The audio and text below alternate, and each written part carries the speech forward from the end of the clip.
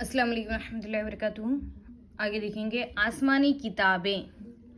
अल्लाह ताला ने हज़रत मूसा अलैहिस्सलाम पर तौरात उतारी, हज़रत दाऊद अलैहिस्सलाम पर ज़बूर नाजिल फरमाई, हज़रत ईसा अलैहिस्सलाम को इंजील दी, हमारे सरकार प्यारे मुस्तफ़ा सल्लल्लाहु अलैहि वसल्लम पर कुरान मजीद नाजिल फरमाया।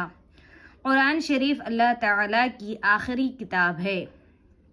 इन 4 किताबों के अलावा और भी किताबें दूसरे पैगंबरों पर उतरी है, लेकिन हमें इनका नाम मालूम नहीं। कुरान मजीद, इंजील, तौरात और ज़बूर, चूँकि ये सब किताबें आसमान से नाजिल हुई है, इसलिए इनको आसमानी किताबें कहा जाता है। कुरान शरीफ की तिलावत करना बहुत बड़े सवाब का काम है। सिर्फ एक हर्फ पढ़ने पर 10 नेकियां लिखी जाती है और जो 10 हर्फ पढ़ दे वो 100 नेकी का सवाब पाएगा। और जब इतना सवाब खाली पढ़ने पर है तो जो शख्स इन बातों पर अमल करेगा इसके सवाब का क्या पूछना। अच्छा, दुनिया का पहला इंसान हज़रत आदम अलैहिस्सलाम से पहले दुनिया में कोई इंसान मौजूद ना था। अल्लाह ताला ने अपनी कुदरत से हज़रत आदम अलैहिस्सलाम को बे माँ बाप के पैदा किया।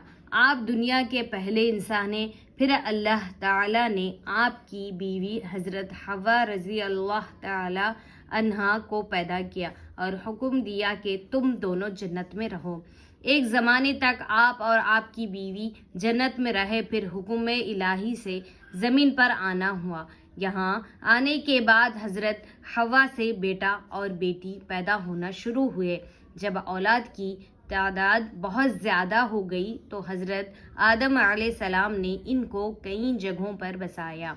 फिर अल्लाह ताला ने आपकी औलादों को बहुत से बेटे और बेटियां दी। इस तरह ज़मीन पर आपकी जड़ से चारों तरफ इंसानी आबादी फैल गई।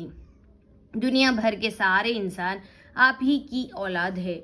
आप सबके बाप है, मगर आपका कोई बाप नहीं। दुनिया में सबसे पहले आपको अल्लाह ताला ने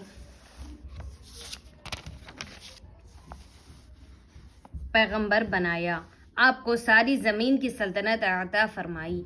आप ज़मीन पर अल्लाह ताला की तरफ से हाकिम बनकर रहे। अल्लाह ताला ने आपको 7 लाख ज़ुबानों का इल्म दिया था।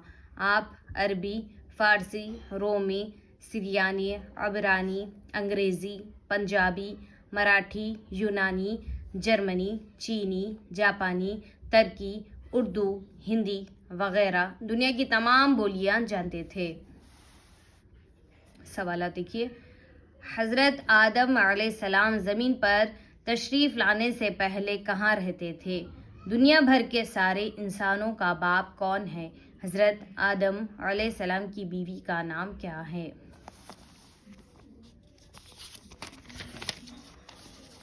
आगे देखिए, पूरब और पश्चिम, जिधर से रोजाना सूरज निकलता है इसको पूरब कहते हैं, और शाम को जिस तरफ सूरज डूबता है इसे पश्चिम कहते हैं। तुम अगर दोनों हाथ फैलाए हुए पश्चिम की ओर मुंह करके खड़े हो जाओ तो तुम्हारे दाहिने हाथ की तरफ उत्तर और बाएं हाथ के सिमत दक्षिण और पीठ की तरफ पूरब पड़ेगा। अरबी ज़बान में पूरब को मशरिक़, पश्चिम को मगरिब, उत्तर को शुमाल और दक्षिण को जुनूब कहते हैं। सिमत का मायने और है, यानी उस तरफ और जानिब के भी यही मायने हैं। सिमतें कुल 6 हैं: पूरब, पश्चिम, उत्तर, दक्षिण, ऊपर और नीचे। हमारे मुल्क से पश्चिम की जानिब मक्के शरीफ है। शहर मक्का में एक बहुत पुरानी मस्जिद है जिसको मस्जिद हराम कहते हैं। इसी मस्जिद के बीचों बीच एक कोठरी है जिसका नाम काबा शरीफ है। हर नमाजी को काबा शरीफ की जानिब मुंह करके नमाज पढ़ने का हुक्म है और लोग पश्चिम की सिमत मुंह करके नमाज पढ़ा करते हैं, क्योंकि काबा शरीफ यहाँ से पश्चिम के रुख पर है। सूरज किधर से निकलता है? सिमतें कुल कितनी हैं, इनके नाम बताओ। आसमान किस तरफ है?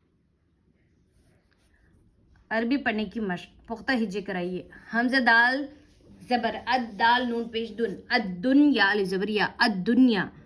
حمزہ لام زبر ال، عین قاف پیش اق، العقبہ کھڑے زبر با، العقبہ. حمزہ لام زبر ال، لام کھڑے زبر لا، اللہ. ہا میم پیش ہم، اللہم میم زبر ما، اللہم. حمزہ لام زبر ال، حمزہ عین زبر ا، الع لام کھڑے زبر لا، الاعلا. طوالی زبر طوال، لام ذیلی، طوالی با، دال پیش بد، طوالی بد، دال نون پیش دن، طوالی بد دن یا الف زبر لا، طوالی بد دنیا.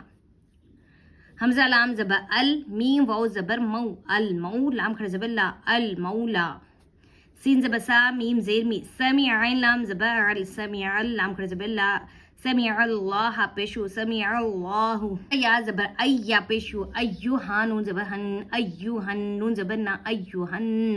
با یا زیبی، ایوہن نبی یا پیشو، ایوہن نبیو. روان پڑھائیے.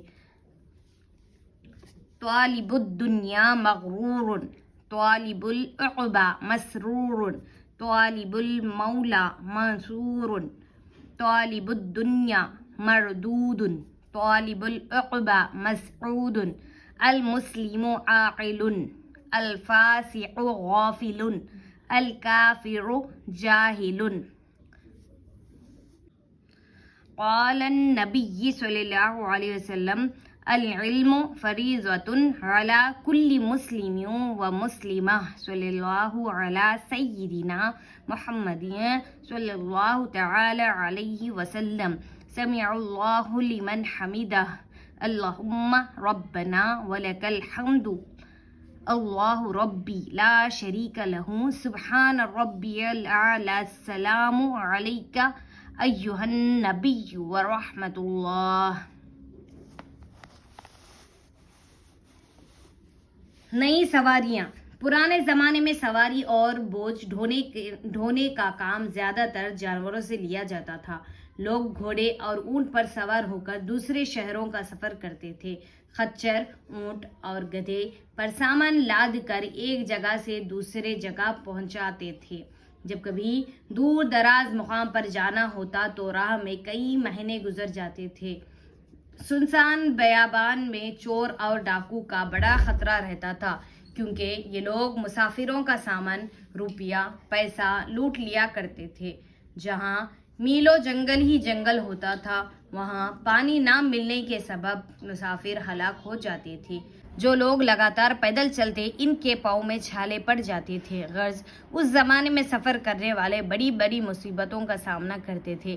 لیکن اس زمانے کے لوگوں پر اللہ تعالیٰ نے کرم فرمایا کہ انسان کو نئی نئی سواریاں بنانے کی سمجھ دی.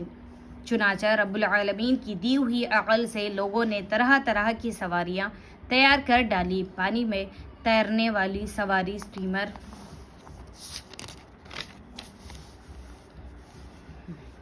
ہے زمین پر چلنے والے سواری کار، موٹر، بس، ٹرک اور ریل گاڑی وغیرہ ہے، اور فضا میں اڑنے والی سواری ہوائی جہاز ہے. یہاں دیکھیں اسٹیمر یعنی جہاز، موٹر کار تصویر میں بتایا جا رہا ہے نا، بس یہ ہے ٹرک، یہ ہے ہوائی جہاز.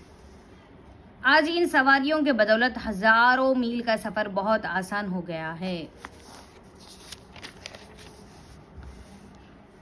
بچوں، اصل احسان اللہ تعالیٰ کا ہے جس نے انسان کو عقل دی، دماغ دی اور نئی نئی سواریوں بنانے کی ترکیب سمجھائی. ہم لوگوں کو چاہیے کہ ہمیشہ اللہ تعالیٰ کا احسان مانیں، کبھی اس کی ناشکری نہ کریں. سوالات دیکھیے. پرانے زمانے کے لوگ کون سی سواری پر سفر کرتے تھے؟ اس زمانے میں سفر کیوں آسان ہے؟ لمبے جنگل میں سفر کرنے والے لوگ کیوں ہلاک ہوتے